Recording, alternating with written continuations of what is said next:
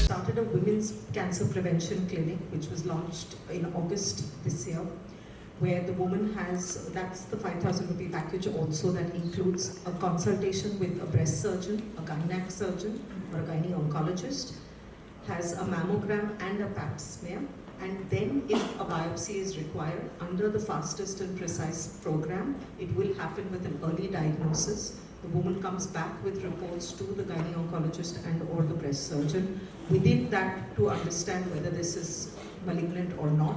We alleviate anxiety, treatments are quicker and definitely affordable. Lifestyle और एक cancer जो है उसका इम्पैक्ट तो है। जैसे हमारे लाइफस्टाइल में हम उसको बोलते हैं कि मूवमेंट कम करना, जिसको बोलते हैं सीडेंट्री लाइफ, एक्सरसाइज कम करना, ये दोनों चीज़ें बहुत इम्पैक्ट करती हैं आपके ओबेसिटी को और हेल्थ को। और ये एक इम्यूनिटी का भी रीज़न रहता है। हमारे शरीर को इम्यूनिटी जो मिलता है वो हमारे लाइफस्टाइल से मिलता है। हम क्या खाते हैं, किस एनवायरनमेंट में रहते हैं, दोनों चीज़ इंपॉर्टेंट है। और इन दोनों का इम्पैक्ट ब्रेस्ट कैंसर में भी थोड़ा होता है। वो जैसे अगर हम कुछ कैंसर हमारे देश में अभी बढ़ रहे हैं, जैसे रेक्टल कैंसर जो होता था पहले इतना कॉमन नहीं होता था, अभी हम थोड़ा देखने को ज़्यादा मिलता है, क्योंकि रेक्टल कैंसर एक कैंसर है आपके फास्ट फूड से लिंक्ड है, थोड़ा कॉन्स्टिपेशन से लिंक्ड है। लाइफस्टाइल का ब्रेस्ट कैंसर में भी थोड़ा इम्पैक्ट है। और हमारा जो रहन सहन है, जैसे एक रीज़न रहता है ब्रेस्ट कैंसर का पिछले कुछ सालों में बढ़ना, उसका एक रीज़न रहता है कि लोग प्रेग्नेंट थोड़ा लेट होते हैं।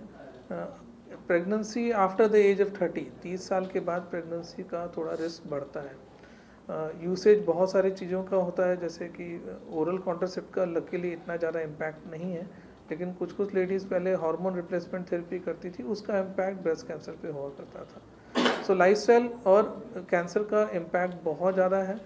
हमारा रहन सहन और हम जिस एनवायरनमेंट में रहते हैं, ये दोनों चीज़ बहुत महत्वपूर्ण है। डॉक्टर साहब, खान पान क्या होना चाहिए जिससे कि इसमें बचाव के तरीका निकाला? खाने का एक सबसे इम्पॉर्टेंट हम वर्ड बोलते हैं हेल्दी डाइट। हेल्दी डाइट का मतलब ऐसा नहीं है कि नेट पे आप जाओगे तो एक वर्ड रहता है cancer free diet.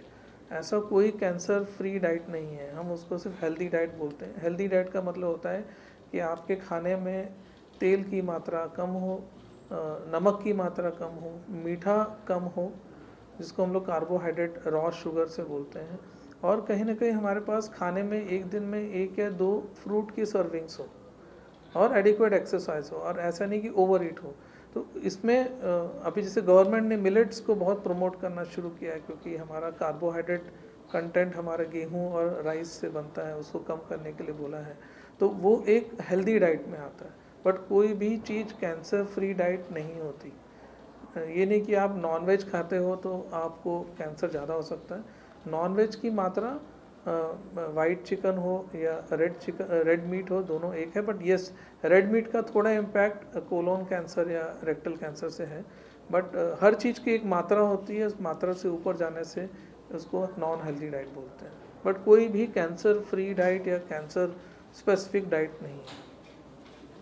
Thank you. Breast cancer programme किस तरह का ये प्रोग्राम है और किस तरह का इम्पैक्ट आने वाले समय में इस प्रोग्राम के जरिए दिखने वाला आपको लगता है? तो हमारी होप जो है ये है कि फास्टेस्ट और प्रिसाइज डायग्नोसिस का मतलब होता है कि जब एक होता है, जैसे मैंने आपको बताया, पेशेंट्स जल्दी आएँ, वो होता है स्क्रीनिंग या awareness.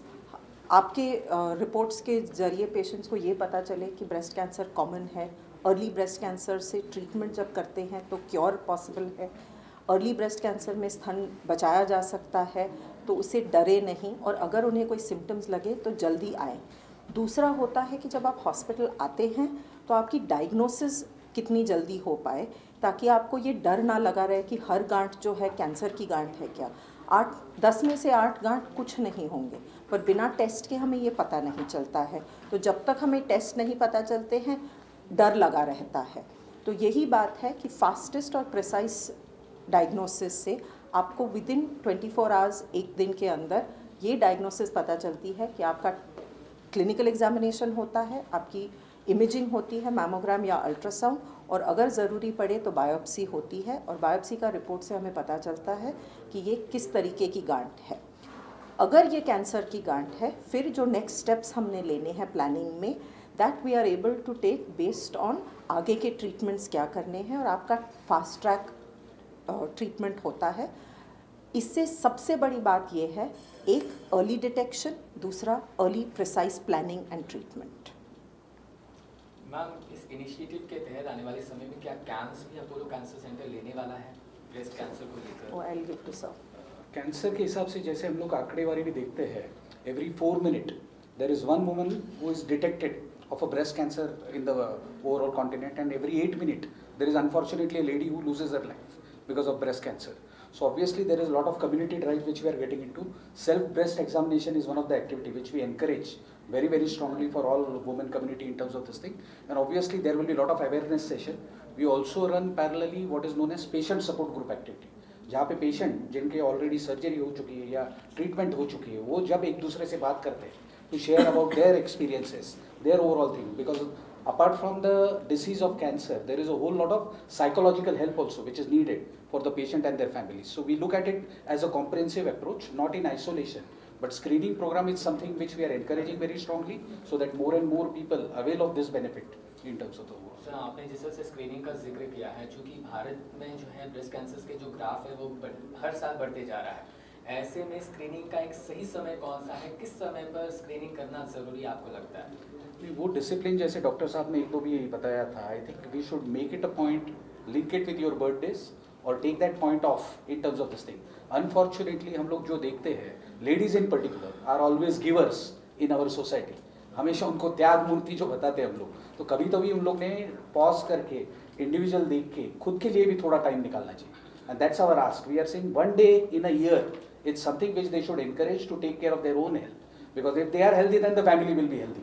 That's the way we need to look at from a woman point of view. Screening recommendations का एक सिंपल जो गाइडलाइन है, 45 से 74 के एज के बीच में हर 2 साल में एक मैमोग्राफी मिनिमम रिकमेंडेशन होती है.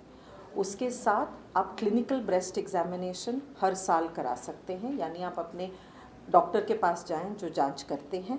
और तीसरा होता है सेल्फ ब्रेस्ट एग्जामिनेशन, जो आप मंथली खुद पे करते हैं.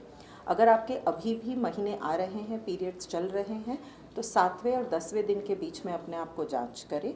अगर आपके पीरियड्स बंद हो गए हैं तो महीने के एक दिन, हर महीने उसी दिन पे आप अपने आप को जांच करें. ये रूटीन पॉपुलेशन स्क्रीनिंग गाइडलाइंस होते हैं. नेशनल प्रोग्राम्स हमारे कंट्री में अभी तक इम्प्लीमेंट नहीं हुए हैं. वो धीरे धीरे जैसे बर्डन ऑफ कैंसर बढ़ता है, ICMR गाइडलाइंस के तहत वो इम्प्लीमेंट होंगे.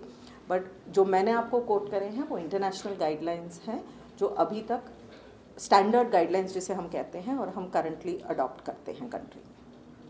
डॉक्टर तेजिंदर जी, शायद मेरा सवाल जो है वो बहुत साधारण होगा, पर सवाल यह है कि लाइफस्टाइल कितना